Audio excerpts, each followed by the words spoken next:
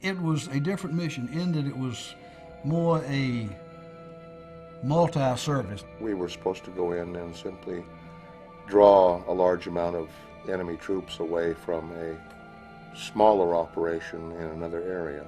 And the CIA had been trying to take a particular objective for a couple of weeks, and they were getting their butts thoroughly kicked. And it was actually a very simple operation. You know, the conception of it didn't turn out that way, but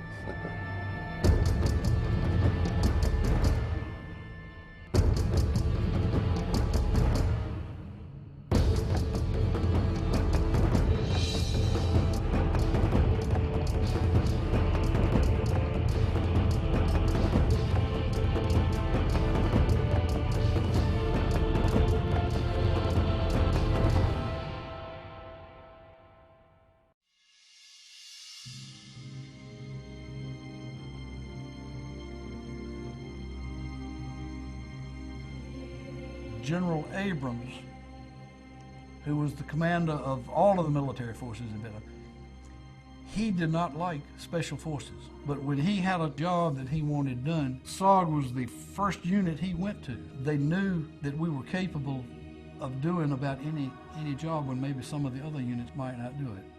I have my own feelings about Tailwind, but when they selected a company from SOG, they didn't expect to get us out. But I just remember them saying that this was going to be the deepest penetration, something like 100 kilometers behind their lines. We knew right up front the mission was to blow up a bridge. Actually, what we were told is the mission was to cause a diversion, that there was a group of CIA mercenaries that were getting hammered in Laos, and in order to save them, we had been requested to cause a diversion, and that was the mission. During Tailwind, we were surrounded all the time, I think. They weren't a coordinated fighting force where they attacked all at the same time. They would hit us from the back, the sides, the front, and they would be alternating as we were moving, and they were trying to bring more people in to surround us. everybody had been wounded multiple times, low on ammunition, tired. Nobody had any sleep.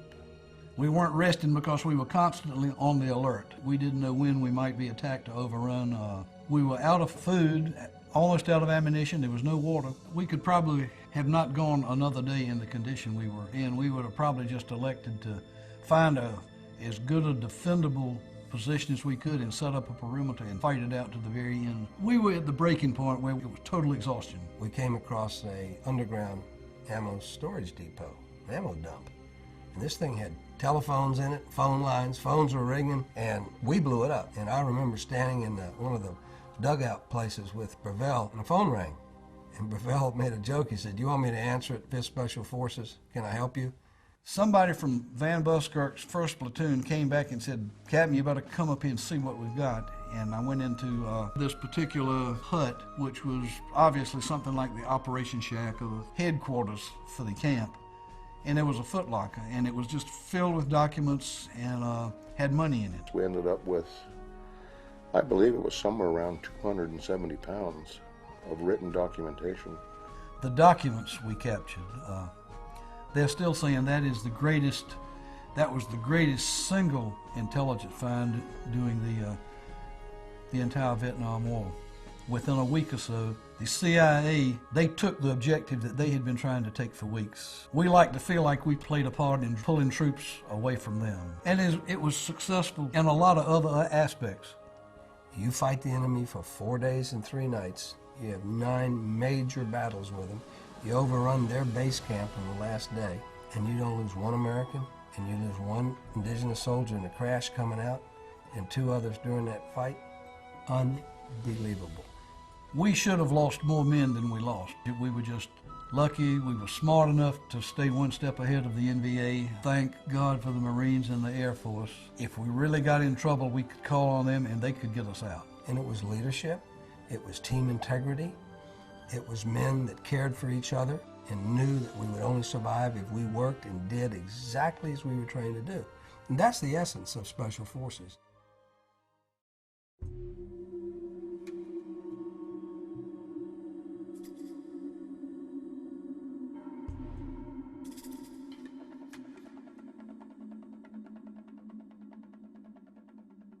The first time I knew anything about this was one night.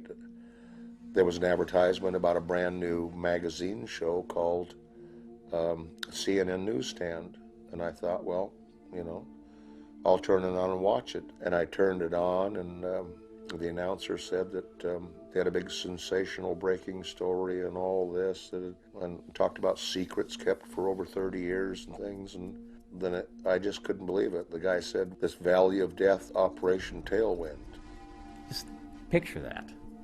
Turn on the television, and then they start talking about Operation Tailwind. And it ran through his mind. I was on an Operation Tailwind when I was in the Special Forces. And then one of the first photographs in the broadcast is Keith. No one ever talked to Keith. No one interviewed Keith. I was just shocked that anybody even remembered it, let alone had something on television. The more I watched it, the worse it got. There was nothing in that entire broadcast that was true. 30 years later, your photograph is going to show up on a national news network that labels you as a war criminal, states that you committed war crimes. You killed women and children. You murdered your fellow soldiers. You wiped out villages. It was hard, and it's still hard, to really think of what had to be going through his mind. And then, you know, Michael ends up on there and Van Buskirk, and I couldn't believe it. They approached me, asked for doing an expose on veteran benefits. Not Tailwind. Tailwind wasn't even mentioned until they got there. And then all of a sudden, it's no longer about my benefits, okay? And I was duped into it because there was a possibility, and it had been mentioned to me on several times. But looking back on it, thinking, I'm going, where and how could I be exposed to anything that has a nerve agent in it? I think April Oliver misconstrued, for whatever reason she wanted to, what I said. And she changed a lot of what I said. I would say things off camera to her, and I think some of the things she edited intentionally to change what was there. And there was indicator after indicator after indicator after indicator that she was absolutely on the wrong track. And, you know, she found something that buttressed her story. She used it, no matter how stupid it sounded or how uncredible it was. We were accused of killing civilians and possibly killing some of our own people who were POWs. That concerned me, because that made us war criminals. My mom had the families and people watching it. I was disgusted. All of a sudden now, instead of helping with my benefits, I'm a goddamn baby killer. I've had people come, I had an old lady come up to me in the Atlanta airport in the service, start beating me with her purse, calling me a baby killer. They ruin your life, and they don't care what they've done to you. And then when you try and take some kind of action against them, they intentionally victimize you again. There's some allegations, there's some things you can say about people that the very act of saying them tarnishes someone's reputation for the rest of their life. They have ruined my life to this day. That program aired. Now the veteran is saying, we're not going to give you any benefits, because CNN retracted their story and there was no gas use. I didn't even ask CNN for it. I never submitted CNN program as evidence for my VA benefits. That's pretty harsh, because a woman decides she's got an agenda and she's going to put it on tape and call it history. And then she gets people all around her to go along with the lie. I didn't realize how vicious the people at CNN could be until I myself ended up being involved in this kind of stuff. They have absolutely no respect for anyone. I absolutely believe in a free press. I think a free press is one of the great institutions of our society. And if there's anything that's going to tend to keep us free, it is a free press. But along with their power, along with their right, their absolute right to bring us the truth, is the obligation to bring us the truth.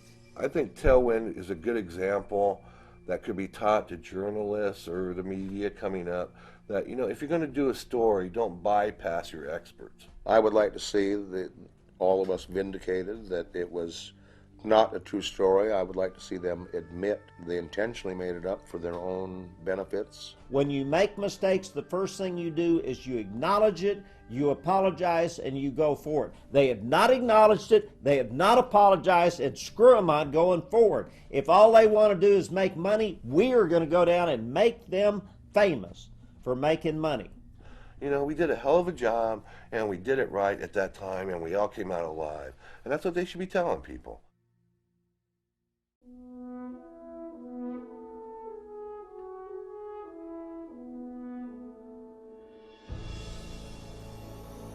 I captured the idea that a documentary was an appropriate way to right this wrong, to tell the story of what really happened, and that's what I started doing. I've told CNN again and again and again, forget about money. It's going to take more than money to settle this case. That kind of wrong calls out for a unique remedy, and the unique remedy is tell the truth about what happened. Tell the truth about who these people really are and what they're really made of, and don't tolerate for another second the American press branding these people as cowards or dope dealers or dope smokers or ne'er-do-wells, all of which is false and has been false for the last 40 years.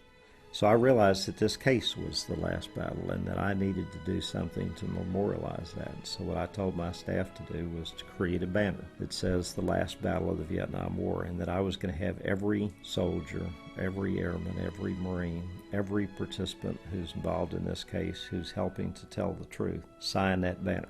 And that banner has 75 or 100 signatures on it. Now, interestingly enough, including the lawyer for CNN, they don't understand yet how, because they think they're on the other side, they don't understand how they're going to tell the last battle of the Vietnam War and how they're going to support our side, but they're going to do it because indirectly or directly we are going to get to the truth of what happened in this case, and we're going to show it, and we're going to show it with them kicking and screaming all the way to the bar of justice. Maybe one day I'll get my justice. You know, if I don't, if I'm not alive when it comes, well, at least my friends will know, you know.